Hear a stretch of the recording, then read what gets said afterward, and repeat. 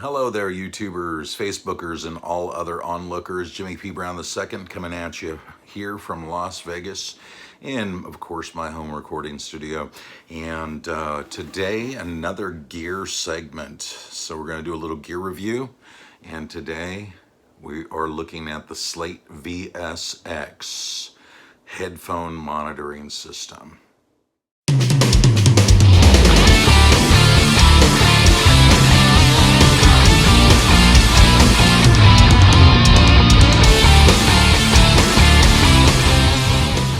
First off, want to give a huge shout out to Slate Digital. They were kind enough to get this out to me very rapidly. I got it in just a matter of a day or two, and was very excited to take a listen to these pretty cool headphones and cool monitoring system. They definitely are touting it to be a great alternative. And you guys know me. I will be very honest with you and give you my thoughts, and give you, of course, my opinion. But opinions, you got to remember, are like, the proverbial a-hole. Everybody's got one. So, so just keep that in mind whenever when it comes to everything's very subjective when it comes to any type of gear use, because everybody has their preferences. But there are also some pretty standard things that you want to maintain when it comes to the recording experience. And that's kind of what I'm going to go over with you guys today. So first off, when mixing, even though the first rule of audio engineering is there are no rules. There are those unspoken rules when it comes to mixing that and tracking even that we try to adhere to. Clipping, obviously mic placement, all sorts of different little things. Like I said, that there are rules that we kind of live by. Although we have the whole, there are no rules, and I get the whole there are no rules bit, but there are some rules that we have to stick to. So when it comes to mixing, there is a big rule, and it's those that have been doing, working in recording studios since the 80s. That were fortunate enough to do so, myself being one of them, is never, ever mix with headphones. So this goes against any and everything with that rule, because that's the whole premise and the idea of the VSX system. But we're going to get into that a little bit. But if you grew up in the analog world, as I did, using 2-inch tape and 24-track machines. Then we had the digital machines, the Sony digital 32-track, and then they went to 48-track. And then, of course, the ADAT technology came in, which was still digital tape. It was digital recording, but it was still the tape. And then we obviously crossed over in the late 90s into just full digital recording. In doing so, though, like I said, there's those standard rules that everybody kind of sticks to, and everybody always says, well, make sure you just got a great set of near fields. And everybody's going to have their own preference. I love Yamaha speakers, the standard Holy Grail NS10. That has just always been a fantastic and a favorite of mine. But it's a pain now to use. Number one, anybody who's ever used a pair of NS10s knows, A, you got to have a separate power amp, and then B, it's always good to keep a stock of tweeters because they're easy to blow out. But the great thing about the NS10s is they sound absolutely awful. They're dreadful sounding, and that's exactly what makes them so wonderful, because they're so flat.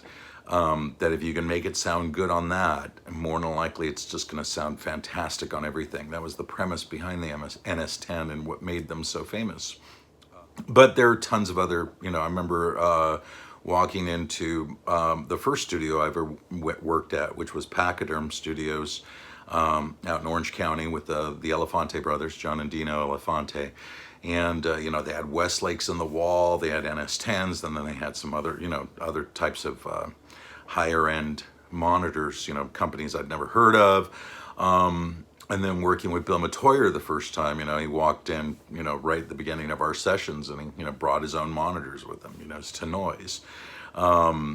So everybody has their preferentials, when it comes, their preference for a monitor, because you become accustomed to those sounds. You become accustomed to the fact that I know how these are supposed to sound. I know what things sound like in them. But here's the thing that we all learned as we entered the home studio realm, is that you can go and buy yourself a $3,500 pair of Genelec speakers and put them inside your bedroom, and they're going to sound like absolute dog crap. They just, they don't sound good. And you think to yourself, what in the world? I spent $3,500 on these monitors, and all my mixes sound terrible. Well, because there's other factors when you're working with monitors. You have to consider the room. The room has to be treated. You walk into a studio and you see all the studio treatment on the walls, and usually when a studio is built, they're built by craftsmen that know sound and know sound reflection and how sound works, and that's real crucial and very important. So I'm not saying run out and buy the most expensive set of monitors. That's not always the key. Again, it's just finding a good set of monitors. I like I said, for years I was a big fan of the HS8s from Yamaha. They're a good powered speaker with an 8-inch woofer, and they just sound wonderful. They have a great tone, and you learn them very, very quickly. And now I'm using JBL. I've been using those, the Mark II series, and it just depends on what works for you. Again, a treated room is pretty crucial. It's extremely crucial, because again, you can have the most expensive. I can have a pair of Westlake monitors in here that cost $20,000. And if my room's not treated and it's all bouncy and echoey in here, well, guess what? Those $20,000 pair of Westlakes are going to be the biggest waste of money. Should have went and bought a car instead of those speakers, because they're a waste of money. You have to have a dedicated room for it. Again, these small unspoken rules about monitors, near fields, and your bigger speaker platforms. So, and with the eruption of home studios and people just realizing, wow, I could just record a lot of what I need there and just slowly invest. I'll get me a Mac, and then you realize, oh, the little Mac Mini's not enough, and then you graduate to an iMac, and then you go to a Mac Pro, or you go to a MacBook Pro, and you start using external drives, and you just start learning different things. And again, with monitors, now all of them being self-powered, it just makes things a lot easier than to have a rack with separate power for it. So there's always that unspoken rule: never ever use headphones to mix. And then there's those people that you meet over the years that you listen to their mix and just go, wow, those are fantastic, and then you find out they mixed the whole album on headphones, and you're like, whoa, how in the world did that happen? I mean, do they just and cheap headphones too to boot? I knew a guy. I don't want to say his. If I told you who it was, you'd know right off the bat. But he mixed the whole album in headphones, and they were cheap headphones, but it worked for him because he knew what they sounded like, and so it totally worked for him. And great engineer, worked out of big studios, Ocean Way, and some great studios down in San Diego, and super cool dude, knows his craft, and he said he just for this record decided to use headphones. So it's not unheard of, but for the most part, it's not been a standard rule. So now we enter the world of the VSX, and I want to show you a couple of things about it. So first of all, it comes in this sleek packaging, very lovely. Gives you your code and everything that you need. You slide it open, and very, like I said, just very, very nice packaging. They did very, very well. Your headphones set.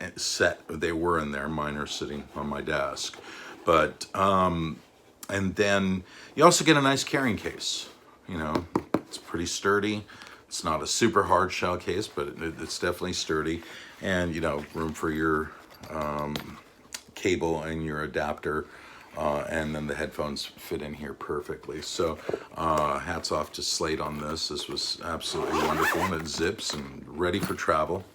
And that's a point I want to get into in a little bit, because that's kind of where we're going. But packaging was fantastic. So now I want to get into the actual headset themselves. They're very sleek. Nothing unassuming about them. Nothing strange about them.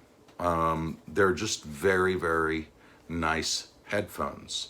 The cable that comes right off. It's very, very easy. Little 1/8 inch, and just goes in on the one side, and then you can have either 1/8 inch or use the adapter if you're using it in this type of environment.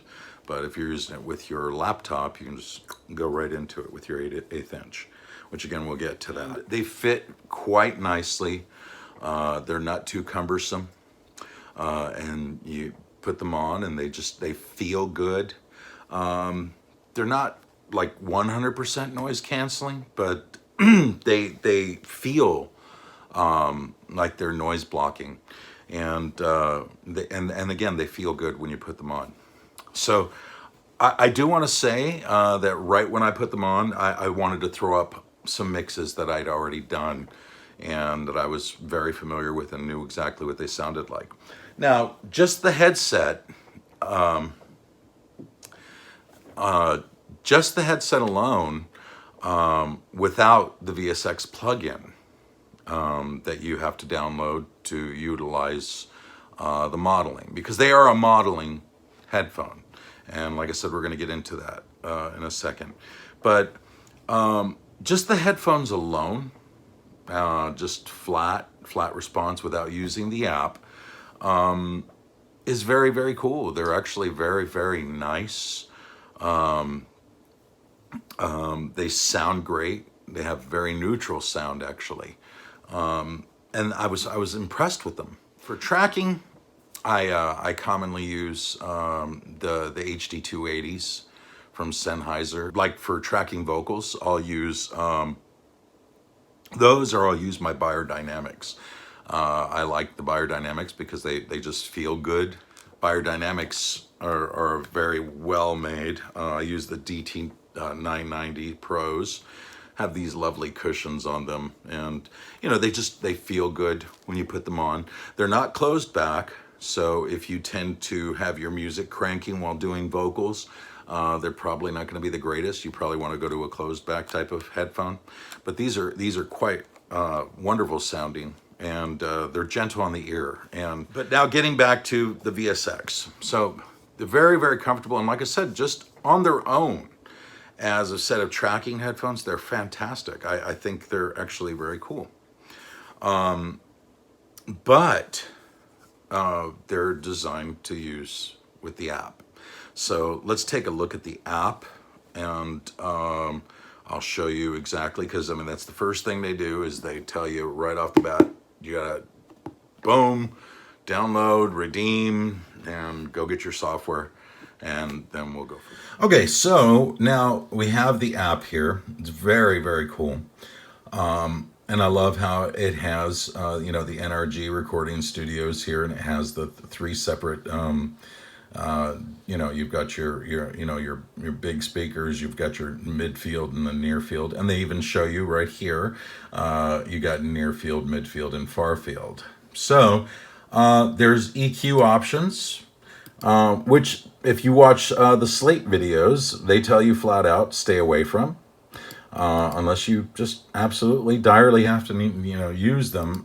It's just probably better not to use them, and then of course you can save, and then you use your depth switch for a little more fuller sound, and then you can browse rooms. Now this one's the one I found interesting. So you can go to the Howie Weinberg Master, and there's your room, which it's pretty cool.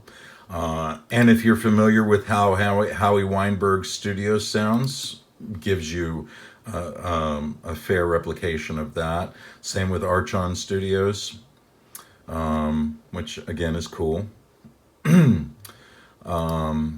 Then you get some strange stuff. You get the speakers of an electric car, an SUV setup.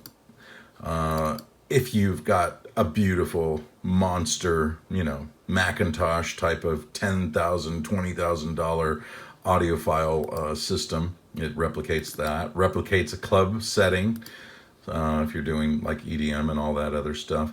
And then you've got the good old boombox, which you should be doing boombox tests anyway on your own. But it's nice that they have this as an option. And then you've actually got some cool different types of headphones, including like AirPods and the SA770s. I'm sure are kind of replicating the biodynamic. So it gives you these different options, which I think is very, very cool. And again, when you're in the studio, you can choose which speaker. So that way you're kind of getting replication or modeling of these different types of speakers. And I like how the NS10s are represented there too, or a version of the NS10. Okay, so now, like I said, when I first got them, downloaded the program, but I was in the middle of mixing some other stuff, and so I didn't want to have to like do a switch up right in the middle of mixing. So I waited, and when I was done, I went ahead and I downloaded the VSX system and started working on it right away. And like I said, just went through some old mixes and was very impressed. I was like, wow, this is pretty cool.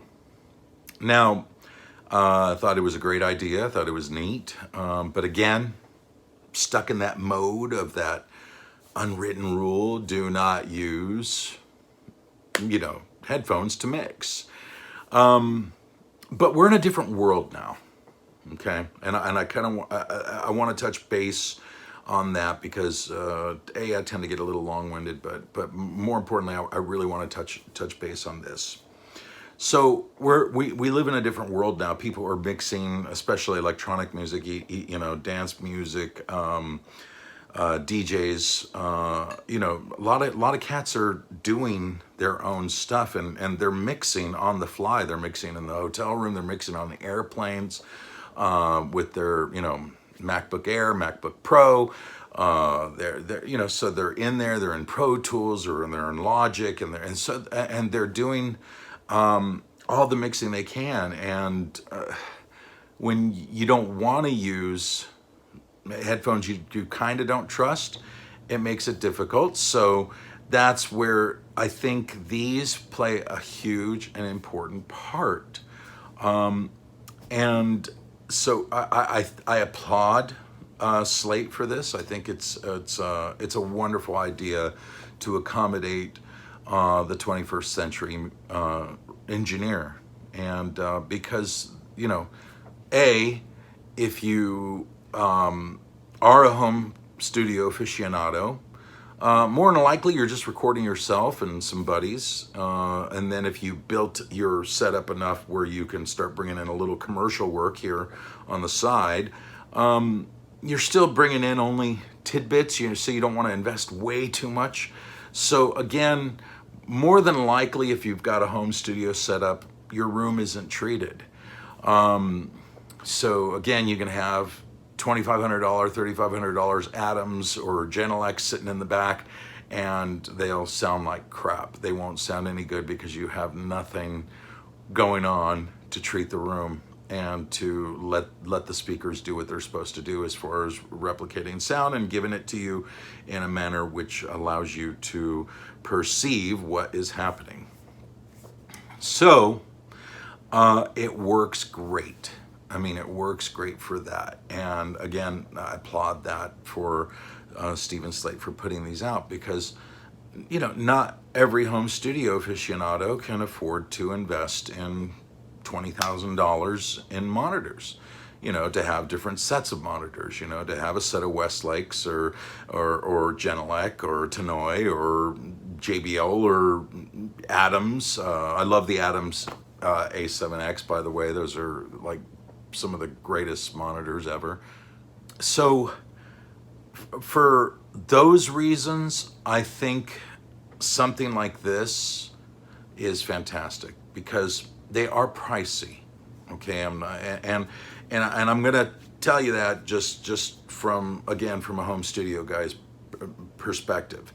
$499 is the street price on these. So and I don't know if dealers are selling them yet. I know you can go straight to Slate Digital and get them. But now for me, do I look at them and say they're an absolute must?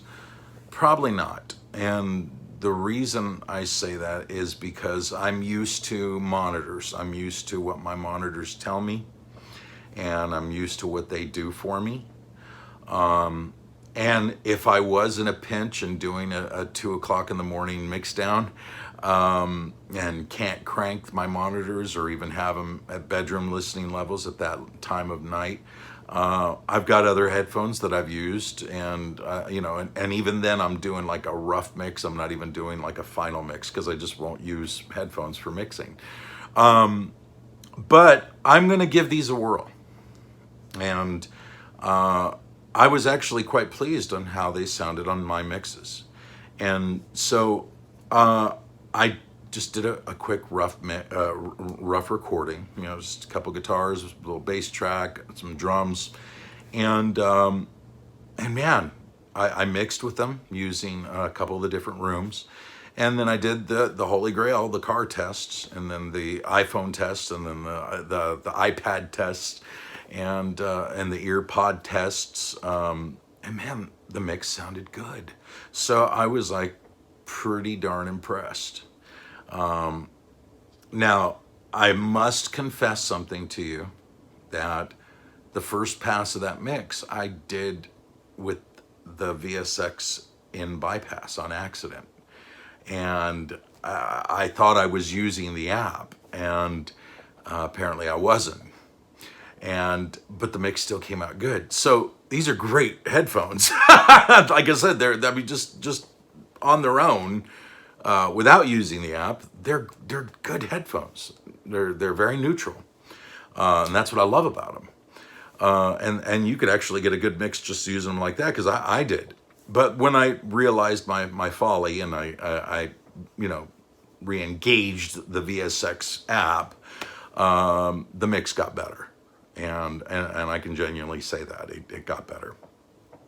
So if you find yourself in a home recording situation, home studio situation, and you can't crank, you can't really, and you shouldn't be cranking anyway when you're mixing. I mean, turn up a little here and there, but otherwise as low levels as possible. I mean, these are your money if you're the engineer, so you want to make sure to always stay at safe listening levels. But these are really great for just having the assortment of different monitors at your disposal. Because again, unless you've got just 20 grand to float and you want to go and spend a bunch of money to, have all these different sets of monitors, and then you forget to spend the $1,000 to $1,500 to have a guy come and treat the room, you kind of threw away all your money. But for $500, then this becomes like an insane deal, a deal that you can't pass up. And it works.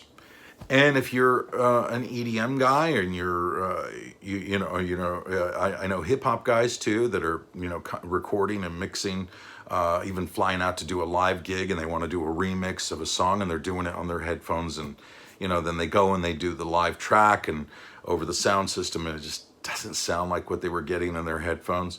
that's where the VSX system comes in handy. I think it's a worthwhile investment from that perspective. Even though fundamentally the VSX system goes against that unspoken, unwritten rule of never use headphones to mix. It did so, it went against the grain, and it did so in such an amazing fashion that it won a purist over, because I consider myself a purist when it comes to certain things. Slate VSX, if you have the means, do so. And they've also made it very, very easy for you. If you want to just make payments, you can buy them, and I think it's like $39 a month or something like that. Again, hats off to Slate, because I've heard some people say they knocked it right out of the park. I don't know if they knocked it right out of the park, but they certainly did something that's truly useful and amazing. I guess if I worked in those rooms that they actually modeled, maybe it'd be a little different story, but some of those models that they have of those speakers, I do know those sounds, and they did a fair job. They did a fair job at the modeling and the tone. So, and again, I think it's just they did a wonderful, wonderful thing for the home studio aficionado and for the traveling musician who's, mixing and recording and doing gigs, Maybe it's time to throw all the old rules, unwritten or written or unspoken, and just throw them all out the window and just really be drug into the 21st century, kicking and screaming. So Slate VSX, again, if you have the means, and they're $4.99, or you can buy them on credit for $39.99 a month or something like that. Just go to the Slate. I'll have the little link there, so you can't click it, but it'll show you where to go. I don't know how to do the click technology yet. So, okay, guys, I appreciate your time. Thank you so much for watching, as always. Love reviewing gear, and I've got more stuff coming. So, and again, huge shout out. Thank you, Steven Slate Digital, for getting these to me to review, to enjoy, and to listen to. And I just was very, very glad to do this review and let you guys listen to my opinion of the VSX system. So you guys have yourself a wonderful day, night, or whatever it is where you are, and we'll catch you on the next gear review.